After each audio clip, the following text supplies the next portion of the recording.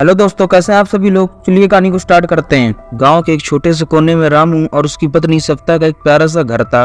रामू किसान था और सप्ता गृहिणी।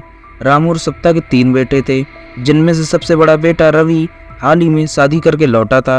उसकी पत्नी का नाम सीता था। शादी के कुछ दिनों बाद ही सप्ता ने देखा कि सीता बार बार अपने सिर को खुजा रही है। सप्ता को शक हुआ कि शायद सीता के बालों में जुए हो सकते हैं। एक दिन उसने सीता से प्यार भरे शब्दों में कहा, वो तुम्हें सिर में खुजली क्यों हो रही है, क्या बात है।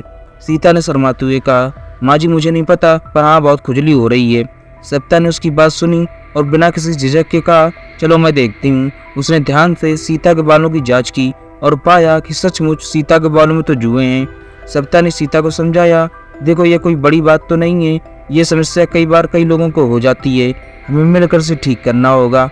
सीता थोड़ी हिचकिचाई, लेकिन सप्ता की बात सुनकर उसे आराम महसूस हुआ। सप्ता ने अपनी पुरानी घरेलू नुस्खे निकाले। उसने नीम के पत्तों को उबालकर उसके पानी से सीता के बालों को धोया और फिर से तेल से मालिश की। उसने सीता को बाल साफ करने के उपाय भी बताए और हमेशा कंघी करने की सलाह दी। कुछ ही दिनों में उसके जुएं कम होने लगे। सप्ता की इस मदद से सीता के दिल में सप्ता के प्रति आदर और प्रेम और बढ़ गया। इधर घर के बाकी सदस्य भी सप्ता की इस देखभाल को देखकर बहुत खुश थे। वे जानते थे कि सप्ता केवल सास ही नहीं बल्कि उसकी माँ भी बन गई है। एक दिन रावण ने सप्ता से कहा, तुमने बहुत अच्छा काम किया है, तुमने साबित कर दिया कि माँ का रिश्ता खून का नहीं प्यार और देखभाल का भी होता है।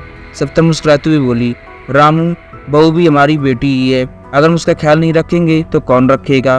कुछ ही हफ्तों में सीता के बाल पूरी तरह से ठीक हो गए। उसने सप्ता का बहुत धन्यवाद किया और कहा, माँ जी आपने जो कुछ भी किया है उसके लिए मैं हमेशा आपकी आभारी रहूंगी। आपने मुझे सिखाया कि परिवार का मतलब क्या होता है। सप्ता ने सीता को गले लगाते हुए कहा, बेटी जी हमारा कर्तव्य है, तुम खुश रहो, यही हमारी सबसे बड़ी खुशी है। सीता और सप्ता के ये प्यारा रिश्ता देखकर गांव के लोग भी प्रेरित हुए।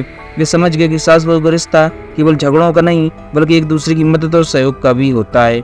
इस तरह सप्ता और सीता ने अपने प्यार और देखभाल से घर को खुशहाल बना दिया। उनका यह अद्भुत संबंध पूरे गाँव के लिए एक मिसाल बन गया था। अगर आप सभी लोगों को हमारी ये कहानी पसंद आई हो तो हमारे वीडियो को एक लाइक जरूर करें और कमेंट करके बताएं कि आपको ये कहानी कैसी लगी, और इस कहानी को अपने दोस्तों के साथ भी शेयर करें। और ऐसी कहानियाँ रोज सुनने के लिए हमारे YouTube चैनल को सब्सक्राइब करना ना भूलें। धन्यवाद।